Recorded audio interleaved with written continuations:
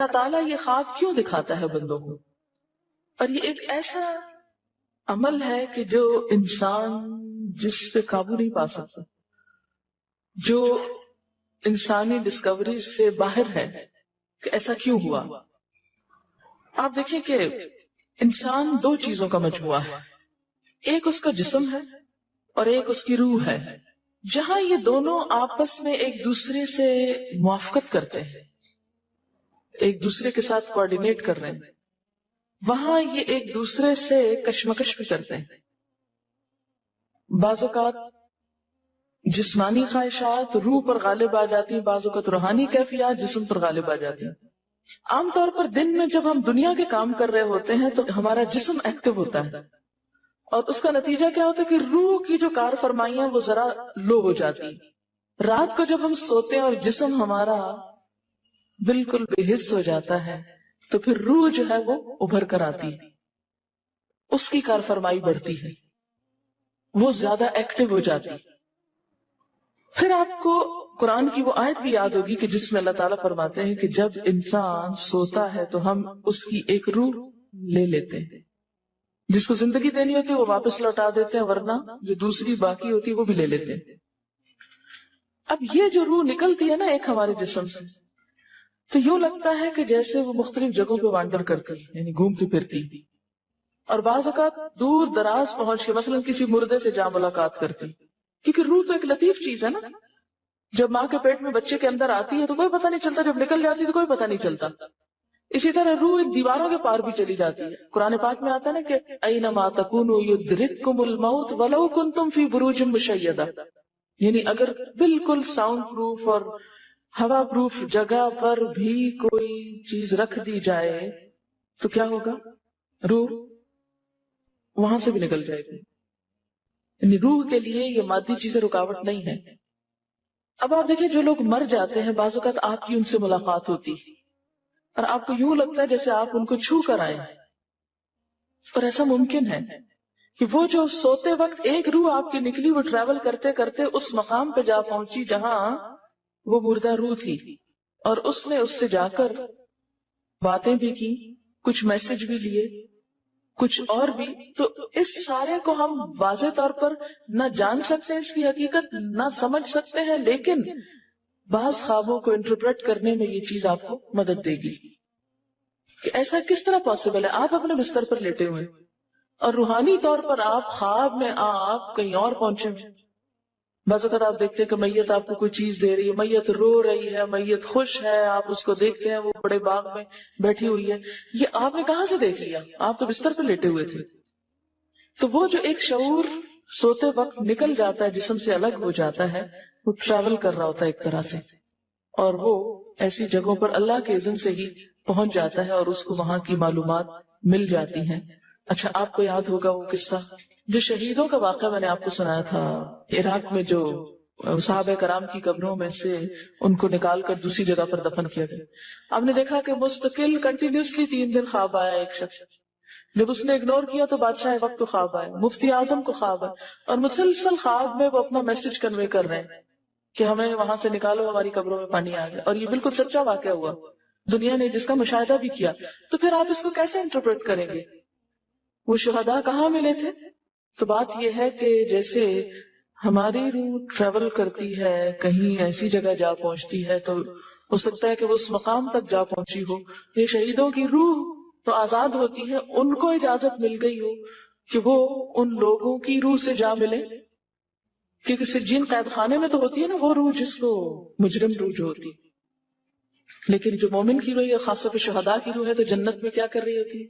گھوم پھر رہی ہوتی، کھا پی رہی ہوتی۔ تو یہ بالکل ایک سچ ہے اور حقیقت ہے کہ بسا اوقات انسان خواب میں ایسے لوگوں سے ملاقات کر کے ان کے حالات کو جان لیتا ہے کہ ان پہ کیا گزر رہی، مثلا ان کو عذاب ہو رہا ہے۔ یہ عام بات ہے نا کہ میت کو جس حال میں دیکھو اسی حال میں ہوتی، یعنی اگر خواب میں دیکھیں کسی نے اپنے والدین کو دیکھا کہ وہ بہت رو رہے ہیں فوت ہونے کے بعد، تو کیا کرنا چاہیے؟ ان کی طرف سے صدقہ دعا کرنی چاہیے۔ یہ بھی اللہ کی ایک رحمت ہوتی ہے کہ ان کو موقع دے دیا جاتا ہے کہ وہ اپنا میسج کنوے کر دیں ایک طرح سے۔ وہ اس کے دل کی بات نہیں ہوتی، الا یہ کہ آپ کسی انسان کے بارے میں بہت برا گمان رکھتے ہیں اور آپ اسے دیکھتے ہیں کہ وہ رو رہا ہے یا کچھ، لیکن کئی اور لوگ دیکھتے ہیں کہ وہ ہنس رہا ہے، کھیل رہا ہے، تو اس کا مطلب یہ ہے کہ پھر آپ ان دو کو کنٹراڈکشن کیسے دور کریں گے؟ تو پھر آپ یہ دیکھیں گے کہ جس نے خواب دیکھا اس کا اپنا نظریہ اس شخص کے بارے میں کیا تھا، کیونکہ اس کی اپنی بدگمانی تو نہیں اندر چھپی ہوئی تھی کہ جو سوتے وقت اوپر ابھر آئی اور اس نے وہ روپ اس طرح کا دکھا دیا، پھر وہ حدیث نفس میں آ جائے گی، دل کی بات میں وہ چیز آ جائے گی. ٹھیک. تو نبوت کا جیسے انبیاء علیہ السلام کو کچھ غیب کی خبریں دے دی جاتی تھی، اسی طرح عام انسانوں کو خواب کے ذریعے کچھ غیب کی خبریں دے دی جاتی ہیں، لیکن کسی بھی خواب کے سچا ہونے کی آپ کوئی دلیل نہیں رکھتے. ایز سچ واضح بات یہ نہیں کہہ سکتے کہ میں نے جو خواب دیکھا وہ بالکل سچ ہو جائے گا، یہ آپ دعویٰ نہیں کر سکتے. نبوت کا تو دعویٰ کیا جا سکتا ہے، لیکن آپ اپنے خواب کا دعویٰ نہیں کر سکتے کہ میں نے جو دیکھا ہے وہ بالکل سچ دیکھا. ہو سکتا ہے آپ کو شیطان نے ڈرایا، ہو سکتا ہے کہ آپ کے اپنے دل کی سوچیں اور خیالات اس میں آ رہے ہوں، اور خصوصاً اس وقت جب دو متضاد آپ کو خبریں ملے. مثلاً ایک شخص آپ کے پاس آتا ہے، وہ کہتا ہے کہ میں نے آپ کے بارے میں بہت اچھا خواب دیکھا. دوسرا آتا ہے کہتا ہے کہ میں نے آپ کو اچھے حال میں نہیں دیکھا. اب یہ فرق کس چیز کا ہو گیا؟ اس کے اپنے گمان کا فرق ہے. ایک آپ کے بارے میں گمان اچھا رکھتا ہے، وہ آپ کو اچھا دیکھنا چاہتا ہے لہٰذا وہ آپ کو اچھا دیکھ رہا ہے، اور دوسرا آپ سے حسد رکھتا ہے اور وہ آپ کو ہر قیمت پہ ختم ہوتے دیکھنا چاہتا ہے. وہ ویسے تو مار نہیں سکتا آپ کو، لہٰذا خواب میں مار لیتا ہے اور خواب میں آپ کا حال برا دیکھ لیتا ہے. تو وہ خواب دراصل کیا ہوتا ہے؟ اس کی اپنے نفس کی بات ہوتی ہے. اسی طرح بعض لوگ جو جھوٹ سے بچتے ہیں، دھوکے سے بچتے ہیں، جن کے اندر منافقت نہیں ہوتی، جن کے دل بالکل صاف ہوتے ہیں، ان کو بھی بعض اوقات ایسے خواب آتے ہیں کہ جو بالکل واضح حقیقت ایک طرح سے نظر آ جاتی ہے. لیکن کوئی شخص یہ خود سے دعویٰ نہیں کر سکتا کہ جو میں نے دیکھا ہے وہ میرے دل کی بات نہیں اور وہ بالکل بڑی سچائی ہے، جب تک کہ وہ چیز عملاً سامنے نہ آ جائے. آپ صلی اللہ علیہ وسلم نے فرمایا اچھا خواب اللہ کی طرف سے ہے اور برا شیطان کی طرف سے. یعنی اگر آپ کسی کو برا دیکھ رہے ہیں یا کسی کی برائی دیکھ رہے ہیں تو وہ دراصل کیا ہے؟ شیطان ہے آپ کے اندر، جو آپ کو اس شخص کے خلاف یا کسی خاص واقعے کے خلاف بھڑکا رہا ہے، اور آپ اپنی تسلی کر لیتے ہیں خواب کے ذریعے. فرمایا پس جب کوئی شخص پسندیدہ خواب دیکھے تو اسے صرف اس شخص سے بیان کرے جس سے محبت اور اعتقاد ہے. یہ میرا مشورہ نہیں، نبی صلی اللہ علیہ وسلم کا ہے آپ سب کے لیے. بخاری اور مسلم کی روایت ہے کہ جب کوئی اچھا خواب آپ دیکھیں تو کیا کریں؟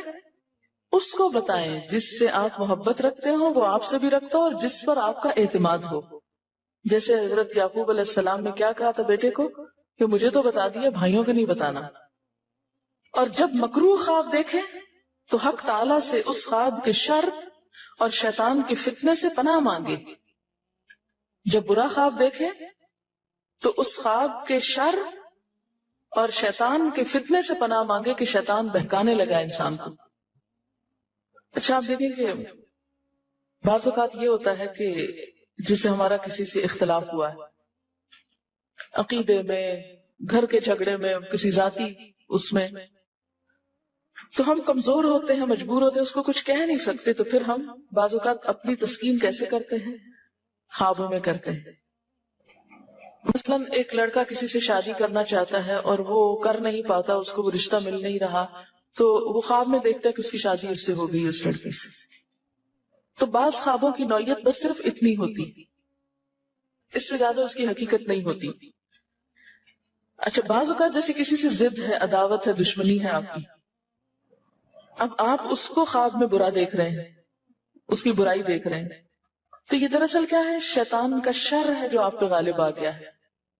آپ اس کی برائی چاہتے ہیں، ویسے کچھ کر نہیں پاتے، مجبور ہیں آپ، تو آپ خواب کے ذریعے